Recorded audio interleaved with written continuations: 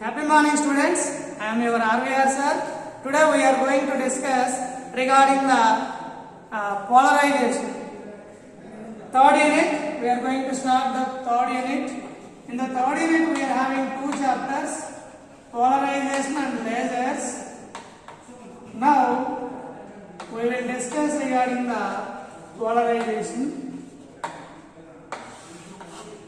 Already we discussed regarding interference and diffraction. In these two chapters, interference as well as diffraction are the properties of the light which describe us that light waves are, light is having the wave nature, but neither the interference nor the polarization doesn't reveal that which type of wave is associated with the light. So before going to discuss about the polarization, first of all I would like to concentrate on the course outcome of this unit. Course outcome of unit, that is CO3 of third unit, that is apply the principles of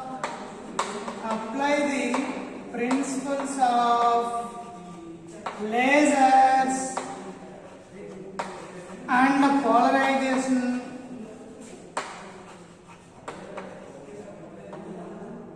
to the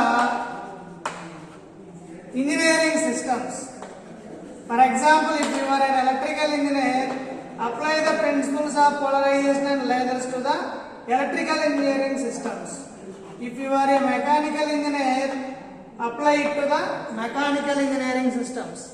If you are a computer science and information technology engineer, apply it to the computer science engineering systems. This is the main course outcome of the unit 3. Now we are going to discuss what is the importance of the polarization unit. What are the applications of the polarization for an engineering graduate? If you study this concept, if you learn this concept, you can able to identify, you can able to apply the principles of this particular polarization to various systems. Polarization can be used to manufacture the Polaroids. That is the first application, engineering application. Polaroids can be used in the several applications in order to protect ourselves from the anti-glare. You might have observed that night driving glasses, those are nothing but Polaroid glasses.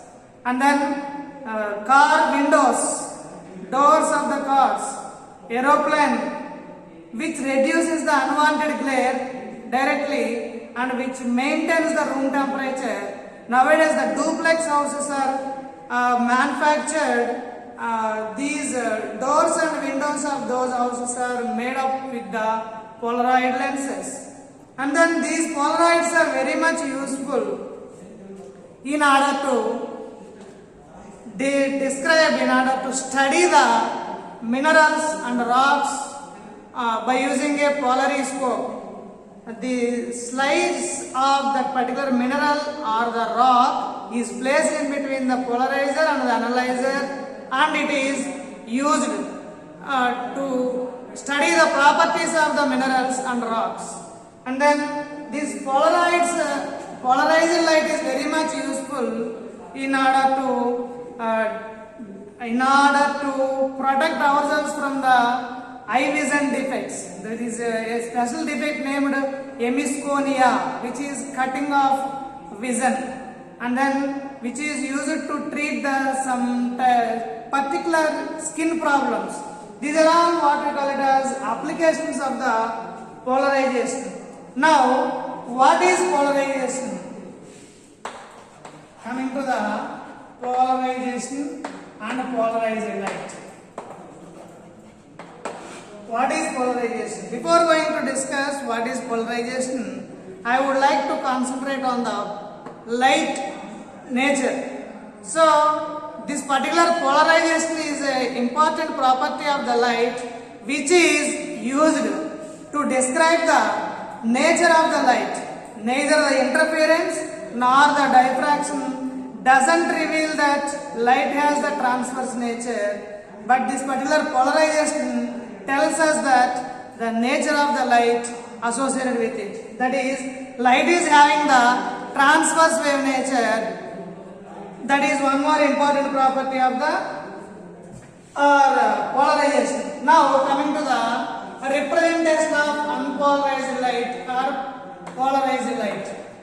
Representation of unpolarized, either unpolarized light or ordinary light, both are same.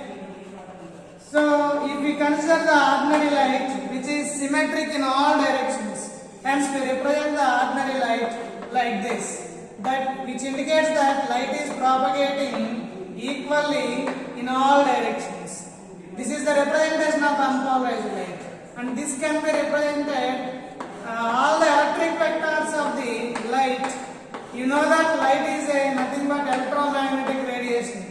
All the electric vectors of the light component are added up and which are represented as a phi component, called as phi component, which is represented by the arrow mark in this particular thing, and all the vertical components are represented by dots, which are called as sigma components. So the unpolarized light or ordinary light is represented as two components. One is vertical component, another one is horizontal component. Horizontal component is represented by arrow mark, which indicates that which is vibrating in the plane of the board or plane of paper like this. And the dot component is represented which is perpendicular to the plane of the board and the plane of paper coming to you with reference to your book. So these are called pi component and sigma component. Always this particular unpolarized light is represented like this. That means unpolarized light is having two components mainly. One is sigma component, another one is pi component. This sigma component is very much useful, as well as pi component is also similar use. Now whenever this particular unpolarized light is passing through a certain crystals, then one of the component is completely cut off, another component is simply transmit out. That means after passing through a certain crystals, one of the component is completely absorbed by the crystal itself. That means after the transmission of the light through certain crystals, light is having only one component. That if the light is confined to single plane, then such a light we call it as polarized light, and the phenomena we call it as polarization. So polarization is nothing but conformation of light to the single plane is called as polarization, or acquiring of one-sidedness is called as polarization. Then that means what happens when this particular unpolarized light is passing through certain crystals called tourmaline crystal or calcite crystal, then one of the component is completely cut off, and simply the emergent light is having only one component. Then such a component is called, such a light we call it as polarized light, or plane polarized light, or linearly polarized light. And the phenomena of converting the unpolarized light into polarized light we call it as polarization, or simply we can say that the transformation of unpolarized light into polarized light we call it as polarization. So in this video simply we discussed what is polarization, what is the importance of polarization, what is the course outcome of this unit, and why we need to study the polarization, that is applications of polarization, and the representation of unpolarized light, as well as definition of polarized light. All of you note down all these things. In the next class we will discuss the remaining important concepts of this particular polarization unit. So all of you watch this video completely and make a note down of it prepare your own running notes, and if possible send that notes to me. Okay, right? If you have any doubts, always your RVR sir is here. Please feel free to contact me.